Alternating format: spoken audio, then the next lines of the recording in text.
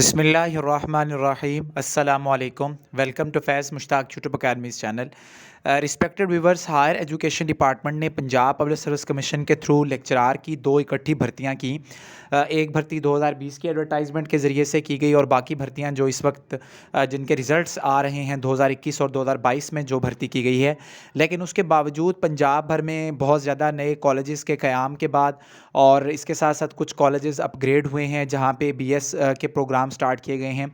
और इसके साथ साथ जो लेक्चरार हैं मेल और फीमेल, उनकी जो प्रमोशंस हुई हैं असिस्टेंट प्रोफेसर के तौर पे, उसके बाद पंजाब भर के कॉलेजेस में लेक्चरार की काफ़ी ज़्यादा सीटें इस वक्त वैकेंट मौजूद हैं। तो इस हवाले से आज एक बहुत बड़ी जो डेवलपमेंट हुई है कि गवर्नमेंट ऑफ द पंजाब ने पंजाब के कॉलेजेस के अंदर सीटीआई जो कॉलेज टीचर इंटरनल्स होते हैं उनकी भर्ती के लिए जो मंजूरी दे दी है और 3650 सीटीआईज़ को भर्ती किया जाएगा पंजाब भर के मेल और फीमेल कॉलेजेस में। तो वो तमाम लोग जो इस वक्त जिनकी डिग्री कंप्लीट हो चुकी है वो तमाम लोग इसके ऊपर अप्लाई करने के लिए एलिजिबल होंगे। इसका जो तमाम क्राइटेरिया है वो मैं आप लोगों के साथ इसी वीडियो में मज़ीद शेयर कर रहा हूँ। जो ये भर्ती होती है सीटीआईज़ की, इसमें एक एडवर्टाइजमेंट जो है वो बाकायदा हायर एजुकेशन डिपार्टमेंट जारी करता है और उसके बाद फिर जितने भी कॉलेजेस होते हैं जिनके अंदर सीटीआईज़ रिक्वायर होते हैं वो अपने तहत भी अपने अपने कॉलेजेस के नोटिस बोर्ड पर भी सीटों को एडवर्टाइज़ करते हैं कि हमारे कॉलेज में इन सब्जेक्ट्स के लिए इतने सीटीआईज़ की ज़रूरत है या वो दरकार हैं। तो उसके लिए अप्लाई करने का तरीकाकार ये है कि आप लोगों में से जो लोग मास्टर डिग्री होल्डर्स हैं, यानी जिनका बीएस ऑनर्स कंप्लीट हो चुका है और जिनकी एमए एमएससी की डिग्री कंप्लीट हो चुकी है, कम से कम तालीमी काबिलियत इतनी होनी चाहिए। और इसमें एक बात आप लोग अपने माइंड के अंदर क्लियर करें कि जो सीटीआईज़ की ये जॉब आती है गवर्नमेंट के कॉलेजेस के अंदर, ये कोई परमानेंट जॉब नहीं होती बल्कि ये एक कॉन्ट्रैक्ट बेस्ड जॉब होती है जो कि एक जो तालीमी साल होता है उसके लिए टीचर्स को हायर किया जाता है। यानी इस वक्त को तमाम कॉलेजेस में, पंजाब भर के कॉलेजेस के अंदर दिसंबर टेस्ट का इनकाद किया जा रहा है एचडी के तहत। तो इस पूरे मंथ के अंदर ये प्रोसेस चलना है और फिर नेक्स्ट मंथ में भी चलना है। तो उम्मीद यही है कि ये जो नए सीटीआईज़ को भर्ती किया जाएगा उनका जो दौरानिया होगा वो फरवरी से लेके या जनवरी मिड से लेके ये हो सकता है मई तक, यानी कुल तकरीबन ये 5 माह या 4.5 माह का दौरानिया होगा। और इसकी जो सैलरी होती है ये 45,000 रुपये पर मंथ होती है।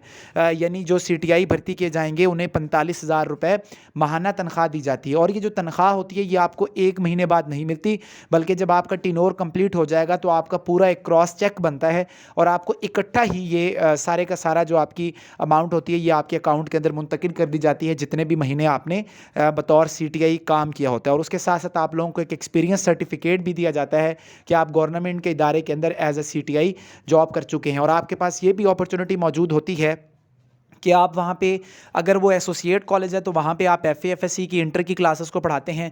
और इसके साथ साथ एडीए भी अब स्टार्ट हो चुका है। और इसके साथ साथ अगर आप एक बड़े कॉलेज को, ग्रेजुएट कॉलेज में जाते हैं तो वहाँ पे आपको बीएस ऑनर्स के जो प्रोग्राम चल रहे हैं मॉर्निंग के अंदर उनको भी पढ़ाने का मौका मिलता है। तो ये एक भरपूर तरीक़ाकार होता है जिसकी मदद में आप एक कॉलेज के सेटअप में जाके वहाँ एक न सिर्फ आप एक एक्सपीरियंस गेन करते हैं बल्कि कॉलेजेस में जो टीचर सिलेक्ट हुए होते हैं पीपीएससी के पूरे प्रोसेस को फॉलो करके उनके साथ बैठने का भी एक आपको मौका मिलता है जिससे आपके तालीमी काबिलियत के अंदर भी और एक्सपीरियंस के अंदर मज़ीद इजाफा होता है।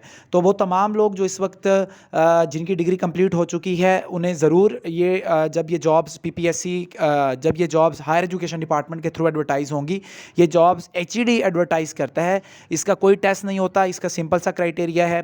और उस क्राइटेरिया में सबसे अहम बात यह है कि जिन लोगों के मार्क्स ज़्यादा होंगे वही हायर होंगे। यानी इसमें जो ज़्यादा वेटेज दी जाती है वो नंबरों को दी जाती है।